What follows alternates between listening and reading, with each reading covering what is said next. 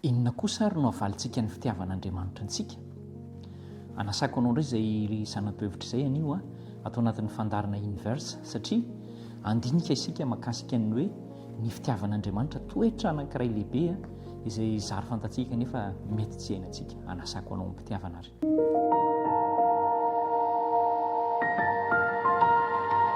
Saotra ho an'Andriamanitra ary dera no atolontsika azy miarabanao am-pifaliana ary asainy ianao hiaraka ao anatin'ny hoe ahoana na hoe inona no avalintsika ny fitiavan'Andriamanitra.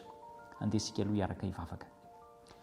Ray malalo, be fitiavana ianao, be indrafo, fa izahay dia kely fitiavana, tsy mamindra fo, mamindra fo aminay indray ary sitrakay raha hanaka ny toetranao ao anatin'izany fitiavana izany, atoroanay ny lalana ahafahana mahatonga an'izany ho tanteraka eo amin'ny fiainanay. Amin'ny anaran'i Jesosy no angatahana izany. Amen. Inona no avalintsika ny fitiavan'Andriamanitra? Fantatsika tokoa ve izany fitiavan'Andriamanitra izany? Eo aloha no resantsika voalohany. Ao amin'ny Korintiana voalohany toko fa 7:14-15 dia misy an'ilay resaka momba ny fitiavana izay noresahan'ny apôstôly Paoly. Korintiana voalohany toko fa 7:10 dia asaiko anao amakiny eo amin'ny 14-15 ary ilay teny hoe fitiavanao dia solotsika hoe Andriamanitra. Andriamanitra izany ilay fitiavana. Azontsika soloina ny anarantsika koa io rehefa avy eo ahafahantsika mahita hoe aiza ho aiza isika amin'izany filamatr'Andriamanitra izany. 14-15 amin'ny anaran'i Jesosy. Ilay fitiavana izany solotsika hoe Andriamanitra. Andriamanitra maharo-po sady mora fanahy.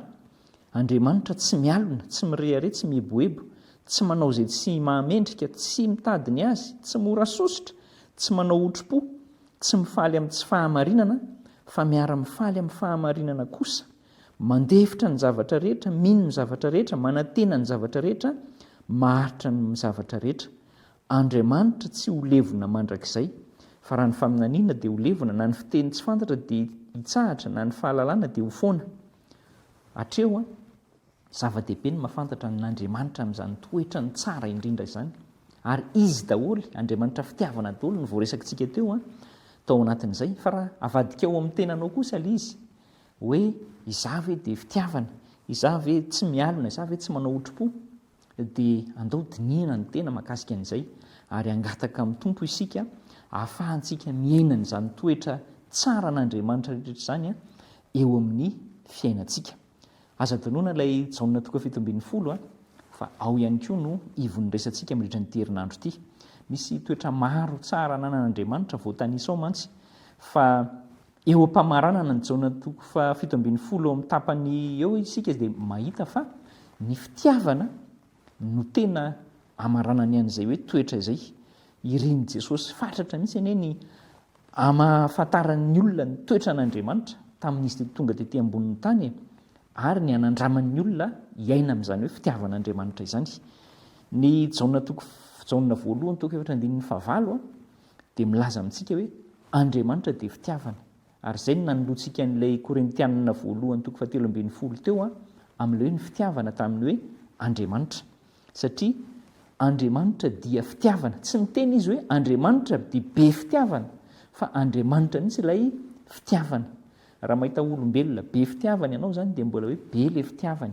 Mety ho kely koa ny fitiavany indraindray. Fa Andriamanitra dia izy mihitsy ilay fitiavana ary maha-izy azy izany ilay fitiavana.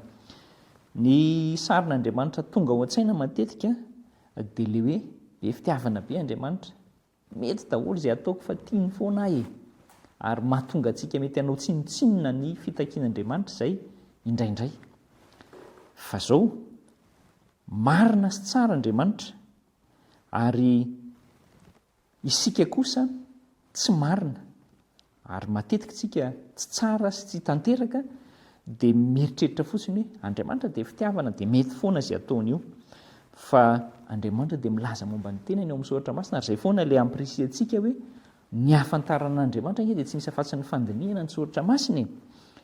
Ny fandinihana ny soratra masina no hahafantarantsika fa tonga lafatra Andriamanitra, parfait, tanteraka, tsy misy tsiny, feno fahalalahana koa ao amin'Andriamanitra ary mifototra tanteraka amin'ny fifandraisana ny zavatra tian'Andriamanitra hiaviana amintsika. Tsy hoe teneniny fotsiny ny momba azy, dia ampy izay ianao no mieritreritra fa te hifandray akaiky amintsika izy, ary izay fifandraisana akaiky izay mihitsy ilay ilaina ho kolokoloana amin'ny fiainana izay iainantsika. Ary izao tiantsika Andriamanitra, tsika koa nge mba maniry ho tiaviny, ary isika koa nefa mila mity. Atoron'Andriamanitra antsika daholo izay, inona no avalintsika n'izay hoe fitiavan'Andriamanitra izay. Misy teny fototra Hebreo anankiray hilazana an'ilay hoe fitiavana, ankoatran'ny hoe agapao sy ny sisa izay efa fantatsika izany, dia ny hoe hesed. Ity indray izany dia midika hoe mahatoky, na hoe miaro, na ihany koa hoe azo antoka, ary ihany koa hoe mora fanahy. Ireo izany famaritana ny fitiavana anankiray izay an'Andriamanitra ihany koa, ankoatran'ny efa fantatsika ny mahazatra ny sofintsika izany, dia hoe hesed. Izay zany ilay teny Hebreo hafa indray. Ny teny Hebreo sy ny Grika moa manan-karena amin'ity teny ity, ary ao anatin'izany ilay hoe Adonay, tompon'izao rehetra izao, manjaka mandrakizay. Ao anatin'izany koa ilay hoe Yahvé Ire, ny hoe Jehovah Jireo isika amin'ny teny malagasy zany, dia hoe Jehovah no ahita. Zany rehetra zany dia manambara avokoa ny fitiavan'Andriamanitra asy anao, ary ny faratampony nanehoan'Andriamanitra an'izany dia nanolorany zanany hamonjy atsika. Io ny fitiavana lehibe indrindra, dia ny manolotra ny aina ozy izy ny saotra masina, hamonjy ny sakaiza. Tonga lafatra ny zavatra rehetra nataon'Andriamanitra, ao anatin'izany ny fitiavana izay lehibe mahafaoka azy rehetrarehetra, ary mitaona ny olona rehetra anatony izy. Inona no avalintsika eto am-pamaranana? Hamaly ny fitiavan'Andriamanitra ve zasy ianao, sa iziriziry andao isika hilefitra amin'Andriamanitra? Hivavaka isika. Ampahirezo ao anatin'izany teninao izany tokoa izay Tompo, mba hilefitra aminao. Aza vela ho mafy fo izahay, aza vela ho baranany ihany koa ka eritreritra fa tianao foana izay ninon'inona ataonay, fa ampio izay hatakatra ny sitraponao, ary hamaly ny fitiavanao amin'ny fitiavananao sy ny fitiavana ny namana mpiarabelona rehetra. Dia tanterao aminay izany fa irinay fatratra amin'ny anaran'i Jesosy. Amen.